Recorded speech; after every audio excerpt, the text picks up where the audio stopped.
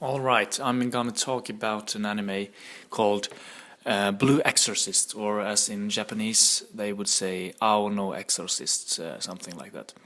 I've seen the first season, which was 25 episodes, and I've also seen the second season of Ao no Exorcist, or Blue Exorcist, which is called Blue Exorcist Kyoto Saga. Anyways, this review will therefore be based on both the first and second season of Blue Exorcist. From now on I will just call it Blue Exorcist, which is the English name for this anime. Anyways, so the basic story is that you have demons and humans living in the one world, you could say. Yeah,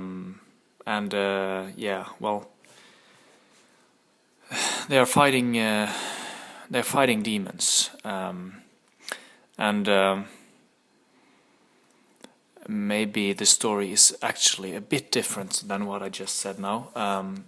The thing is that I can't remember 100% sure if the demons lived alongside the humans or not, but there are definitely some, what should you call them, exorcists then, that can see these demon creatures and have to get rid of them.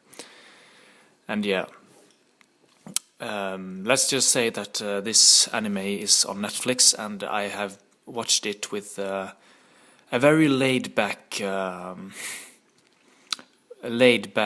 posture.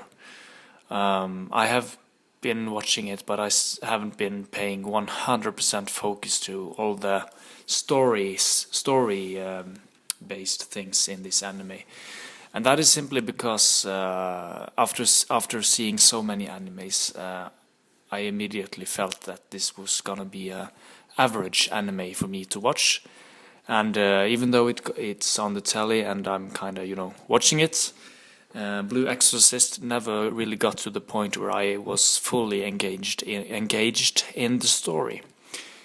Which is why I can already say that the anime will only get a 6 out of 10, and that is the first season, while the second season is only a 5 out of 10. So you already get a picture that Blue Exorcist is for me a rather average and mediocre anime. Once again, the story about the demons and humans and exorcists all living together here in this world is I think I've seen plenty of animes doing similar things before. Maybe not so many animes about exorcism, but all this magic and supernatural stuff and sword fighting and the animation and art style and everything about it is for me very mainstream. And the fact that it's on Netflix makes it even more mainstream. Since many of the best animes I've seen haven't even been on Netflix, with the exceptions of a few. But let's focus back on Blue Exorcist. The best thing about it is maybe the main character, which I kind of like. He is a strong-willed person, a straightforward main guy. And I do feel that the relationship between him and his brother, who is also an exorcist at some point, is getting deeper than other animes with only 25 episodes can do. So that's the stronger side of this, the personality of the main character and his brother, which is kind of his opposite, being a more reasonable guy. They kind of flesh each other out well, and I did pay most attention and was most focused when the relationship between these two were digging deeper into the anime. What goes for the story and action, I've seen it so many times before, so my eyes were kind of sleepy while watching this. With that said, though, it wasn't so bad. I do think that the anime holds a standard towards other mainstream animes when it comes to the fluidity of the animation and the action sequences. But as for me, seeing over 200 animes, it doesn't give me any originality, unfortunately. There are, however, some other interesting side characters. You do have this woman, which is kind of like you can say the guardian of our main character, and she may not be so interesting, but she certainly is an eye pleaser. Let's just leave it at that, if you know what I mean.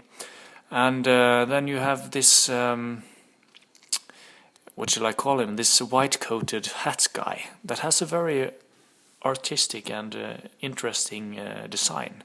He kind of resembles, for me, a character from the anime Bleached called Urusaki. No, wasn't that. Anyways, he resembles, for me, a certain character from Bleach, which also wore a hat and walked around being a figure in the background, telling intellectual stuff and kind of helping or misleading the main characters. But I did pay attention a bit to him, though. Not so much in the second season, which was poor. It was rather boring. The second season of Blue Exorcist Kyoto Saga was not interesting at all. And the only thing that kept me going was, what should I say? The eye candy. Also the relationship between the main characters, the main brothers. That also kept me going. But overall, I think Blue Exorcist is it's an easy anime to watch if you like action, and if you're new to anime, maybe this one is it's an okay anime to begin with. I mean, the art style looks okay, the characters look coolish. They might not have the most original design, but they certainly have this cool appeal, and well, you know, demons and stuff like that can also be interesting if you liked other shows, supernatural and other shows that resolves around defeating monsters and stuff like that. But overall, I must say that the story was mediocre, and I think that you can find better animes to fill your time with. But overall, this anime will get, the first season gets 6 out of 10. It was a bit more interesting there. And the second season gets a 5 out of 10. So we'll see how this anime goes on.